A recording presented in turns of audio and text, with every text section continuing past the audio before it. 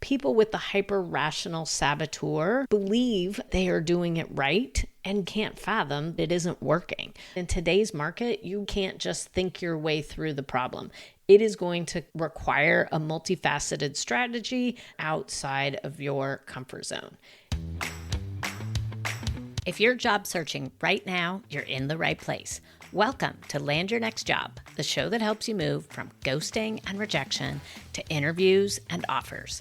I'm Erika Parker-Price, a certified career coach with a background in tech who has spent nearly a decade helping professionals land roles at companies like Microsoft, Google, and mission-driven organizations. Each week, I share what's actually working in today's job market, from LinkedIn and networking to how AI is reshaping hiring. You'll get clear strategies and inspiration so you can run this marathon without burnout or guesswork. Follow the show and let's land your next job together. Hi, and welcome back. Today we are talking about the hyper-rational saboteur. When I give these quizzes to my clients, most people usually have a little bit of a head shake and a head nod as to what are their top saboteurs. If you haven't found yours out yet, go ahead and take that free 5-minute quiz. I think everybody learned something from it. You can get it on my website, erikaparkerprice.com/PQ. What I find varies depending upon which saboteurs show up in the top for you is whether or not people agree that it is a way of sabotaging themselves. We've talked over the course of these 2 weeks about how these are both our superpowers as well as our greatest saboteurs. Who knows, it may even help you one day if you get that dreaded interview question about what is your greatest weakness. But in terms of it being a superpower, people with the hyper-rational saboteur as one of their top tendencies are the ones that most argue the point with me as to whether or not they actually sabotage themselves with it. And don't get me wrong, all of the saboteurs have lies. We all convince ourselves that there are huge benefits to being this way, but it's the hyper-rational people that really challenge me on, I'm not sure this is really a saboteur. I think this is really an enhancement. So I just put that caveat here for anybody who is high on hyper-rational. If you don't believe the concept even that it's a saboteur, know that that is very much a hyper-rational characteristic. We're going to start, as we always do, with what makes hyper-rational people amazing. So people with this tendency are capable of deep insight and understanding through objective analysis. They're very observant and perceptive, and their mental concentration is really above everybody else. They have a drive towards great expertise in their particular area of knowledge. In general, they're probably somebody who's going to go very deep in a few specific areas of knowledge, a few domains, rather than broad across a lot of different areas. So definitely a very strong thinker in so many different ways. And of course, there's a flip side to all of those strengths. So with an intense and active mind that is not shared by everybody, they can believe that they need to keep some of these thoughts private because other people aren't going to understand them. They can lose track of time due to intense concentration. They're also very high on having a need for skepticism and debate. Definitely a greater focus on the thinking than the feeling, similar to the one that we just talked about yesterday with the hyperachiever.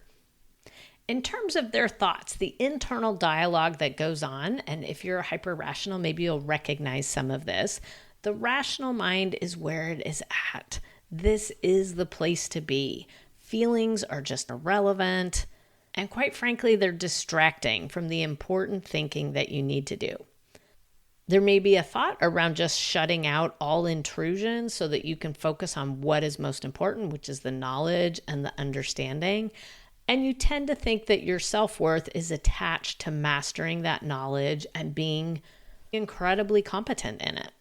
Now, similar to the hyperachiever that we talked about yesterday, there's not a big focus on feelings if you are high in this particular saboteur. Not only is there not a big focus for yourself, but you might also be frustrated with others that you perceive to be overly emotional and not rational enough. The one feeling that can be common in this saboteur is just a feeling of being different, maybe misunderstood, potentially alone, that other people don't understand where you're coming from. And like I said, the lie, this one is very strong in the hyper-rational saboteur. It is that the rational mind is the most important thing, maybe the only thing, and that you simply need to protect it from all the rest of the noise that's out there so you can just get your work done. Now, how does this show up in the job search? This very strong sense that you can just think your way through the problem works well when you are the only person involved. When you are playing in a very complex system that involves yourself, other people, other companies, the market dynamics, it doesn't follow a rational course. And that's where the job search can be incredibly frustrating. People with the hyper-rational saboteur believe that they are doing it right and just can't fathom that it isn't working. And so that's where there is a great sense of frustration. This has been a survival strategy your whole life, and it has worked until it doesn't. And what I'm saying is that in today's market, you really can't just think your way through the problem.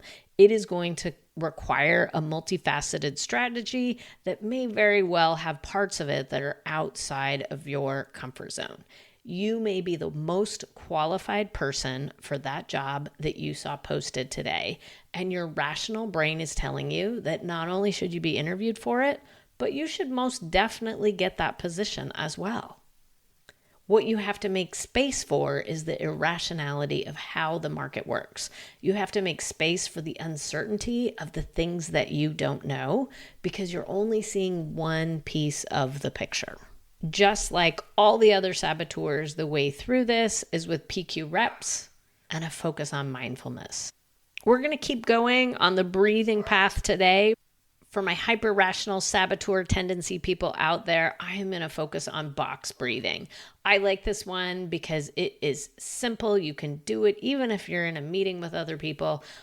It is simply inhaling for 4, holding for 4, exhaling for 4, and holding for 4.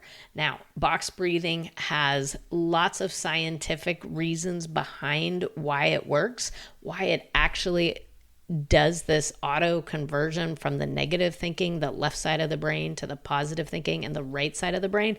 I'm not going to go into the detail here because this is just a short podcast, but I thought that people in the hyper-rational saboteur may actually appreciate that. And the reason we're doing this is just to make that shift possible. This should be something that most people can do, even if there are other people that are looking at you or you are driving wherever you are in your podcast. I hope you'll come along on this single breath with me. So go ahead and inhale, 2, 3, 4, hold, 2, 3, 4. Exhale, 2, 3, 4. Hold, 2, 3, 4. It is as simple as that. You can slow the pace. You can count slower. You can count higher. But the idea is to be even between all of those different pieces of breathing in, holding, breathing out, and holding. For the people with this particular saboteur, beyond the PQ reps, I also coach people around the concept of having all the different tools in our toolbox. So the rational mind, if you think of it as a hammer, it is very effective at hammering a nail in, and nobody is ever going to take that tool away from you. However, sometimes you might need a screwdriver, you might need a wrench, you may need a different type of tool for a different type of problem.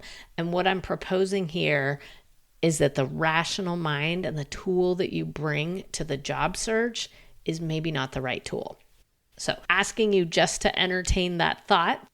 Thank you for coming along on this journey with me, and we will wrap up tomorrow with hyper-vigilant. Have a great rest of your day. That's a wrap for this week on Land Your Next Job. If this episode helped, please leave a quick review and subscribe wherever you listen. Share it with a friend in transition, and I'll see you next Monday. Let's land your next job together.